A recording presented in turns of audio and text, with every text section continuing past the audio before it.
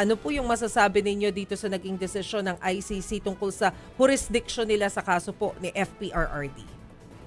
Well, unang-una nakakalungkot, no? Kasi sa tingin ko, mali talaga itong desisyon nito. At pangalawa, nakakagalit, no? Kasi itong desisyon nito ay lumalabag sa soberenya ng bansang Pilipinas. Kasi malinaw naman na ang jurisdiction ng hukuman ay dahil pumayag tayo panandalian lamang na maging miyembro ng ICC. Pero nagsimula ang proseso, yung pagbibigay ng basbas ng pre-trial chamber para magsimula ang preliminary investigation, 2 taon na nakakalipas matapos tayo magbitiw sa ICC. Nakasaad mismo sa Rome Statute na kinakailangan simulan yung engagement ng korte within 1 year, no? Matapos tayo magbitiw. At ang nangyari nga rito ay 2 years na bago nagsimula yung preliminary investigation. Sa tingin ko po, malinaw na hindi na po pwedeng mag-exercise ng jurisdiction ang ICC dahil yung panahon na sinimula ng preliminary investigation ay hindi na tayo miyembro. At dahil nga po rito, linalabag ngayon ang soberenya ng ating bansa. Pero second, sinasabi po ninyo 2 years after nating kumalas. Pero ang paliwanag naman ng ICC, 2018 pa nila sinimulan yung investigation. So paano po natin pagtutugmain yun? Mali po kasi yung kanilang basa na yung 1-year period, kasama dyan yung tinatawag na preliminary examination. Kung titignan nyo po, ewan ko po kung meron kayong text ng 127.2, Article 127.2 ng ICC Rome Statute, yung pagbibitiw ng isang bansa ay hindi maapektuhan yung mga bagay-bagay na nasa, quote, consideration na, unquote, ng hukuman. Yung preliminary examination, hindi po yan binibigyan ng basbas ng hukuman, yan ay internal na ginagawa lamang ng prosecution. Wala pong pagkakaiba dyan, yan, dun sa sinabi ni Boying Remulla, na nung panahon na kinidnap si Tatay Digong, yung Article 59 na requirement na dapat iharap sa judicial organ bago i-extradite sa Hague ay nasunod daw dahil ang DOJ daw ay hukuman. So, ganyan din po ang ating pagpuna sa decision na yan.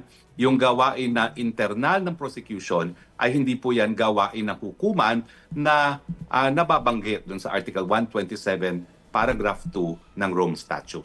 Pero dahil po sa paglabas ng desisyon nito na ito on jurisdiction, Secretary, ano po yung mga posibleng mangyari? Well, unang-una po, sigurado ako i-a-appeal yan, no, sa appellate chamber. Pero ang malinaw po sa akin, dahil walang dissenting opinion dito sa decision nito ng pre-trial chamber, ay mukhang desidido na ang ICC bilang isang institusyon na tuluyan talaga si Tatay Digong maski wala na silang jurisdiction. Siguro ito ay dahil importante na matuloy ang pagliliti si Tatay Digong para yung existence mismo ng korte magpatuloy, no? Dahil sa totoo lang, wala namang ibang kasong dinidinig ang ICC kundi ang kaso lamang ni Tatay Digong. Yes, attorney si Chicky Verhelto. So ang natira na lang na pagdedesisyonan po ng ICC ay kung yung actually based on experts, no, yung 3 experts na hinahanap po nila ay kung fit for trial si dating Pangulong Rodrigo Duterte. Narinig ko sa isang interview si Attorney Cristina Conti, sabi po niya na kung sakaling found to be unfit for trial, no, ay i-check siya every 120 days yung fitness niya for trial. Every 120 days until when po ito, attorney? Well, obviously I do not agree with my former student, no, si Attorney Conti, no. Kapag nagkaroon ng desisyon na unfit, tingin ko yan ay magiging permanente.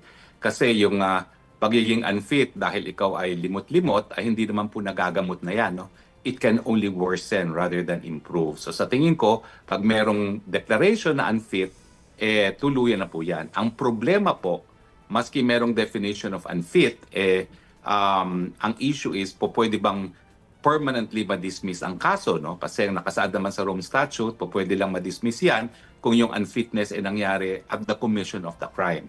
Pero sa tingin ko, wala pong balakid para magkaroon ng outright dismissal dahil nakasaad din sa Rome Statute na pwede naman sila magdesisyon consistent with human rights law and in the interest of justice. Siyempre, kung unfit to stand trial, bakit mo palilitisin? Dapat ma-dismiss na permanently ang kaso. Grabe na po ang delay dito sa process na ito, attorney, no? And probably taking its toll on dating Pangulong Rodrigo Duterte. Kayo po ba, sa tingin po ninyo, ay baka mas okay na lang na just get on with it na lang? Total, si dating Pangulo sabi niya, talaga namang haharapin niya ito eh. Well, ang aking concern po dyan, napakatagal po talaga na paglilitis dito sa ICC. Umaabot po yan ng 10 taon. 80 anyos na po si Tatay Digong. So realistically, alam naman natin ang law of nature. No? So importante na sa lalong mabilis sa panahon ay ma-dismiss yan. Kaya ako, ang binibigyan ko ng halaga ngayon, yung appeal dito sa desisyon na binabasura nga yung ating motion to dismiss on the basis of lack of jurisdiction. Pero dahil may apela pa, pwede pang mag-appeal, Secretary. Ano yung ibig sabihin, hindi pa siya pwedeng mag-push through? We have to wait for the decision for the appeal. Ganun po ba yun? Well, ang decision po ng pre-trial chamber, may jurisdiction sila. So tuloy-tuloy lang ang kanilang paglilitis, no? Hanggang lumabas ang desisyon ng appellate tribunal na nagsasabi na wala ng jurisdiction at po pwede nang ma-dismiss ang kaso. So, ibig po bang sabihin, pwede na ring magdire-diretso yung pagre-release nila ng arrest warrant doon sa ibang sinasabi nilang possible na involved doon sa case po ni former President? Tama po kayo, no? Inaasahan ko ang mga susunod na hakbang ay yung pag-issue nga ng arrest warrant sa iba pang mga masasakdal.